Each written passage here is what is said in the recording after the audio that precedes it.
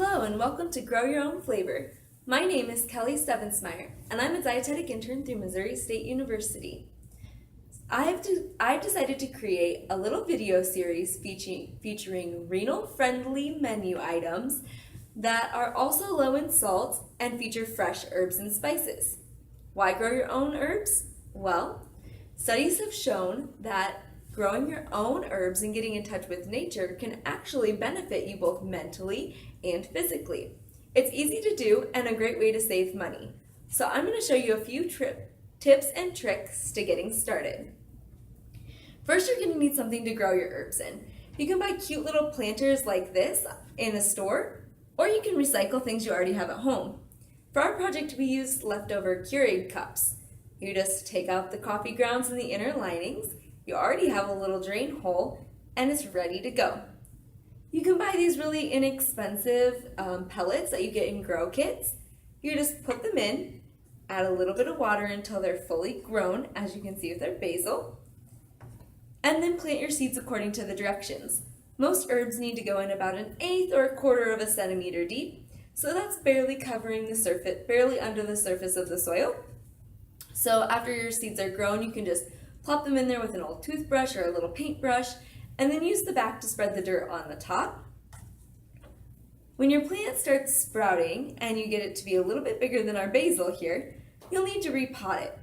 So you want to keep this nice and moist while it's growing, and then you can put it in a bigger pot like this. Again, we want a little drain hole.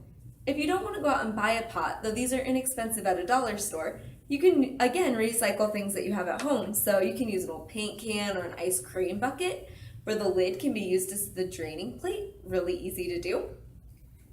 You'll poke some holes in your recycled container or in your pot. And then we want to line it with either a coffee filter or some rocks, and that'll help slow the water down so it doesn't all drain out of the pot before the roots can get to it.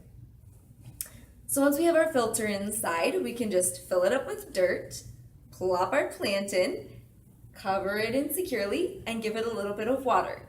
You want to keep your plant nice and moist so it can grow, and in a sunny spot if the instructions say to keep it in full sunlight.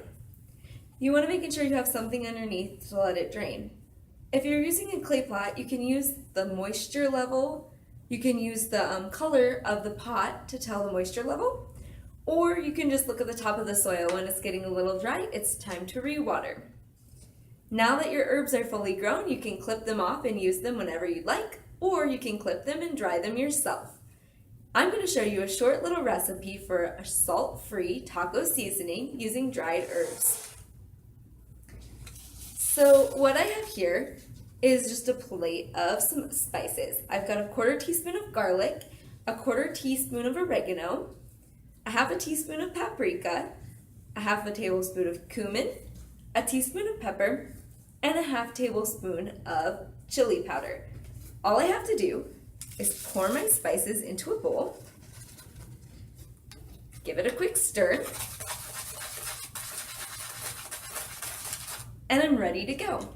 This is a single batch, but you can make this in bigger batches and store it in an airtight container for a few months, so it's always available to you. Thank you for watching Grow Your Own Flavor.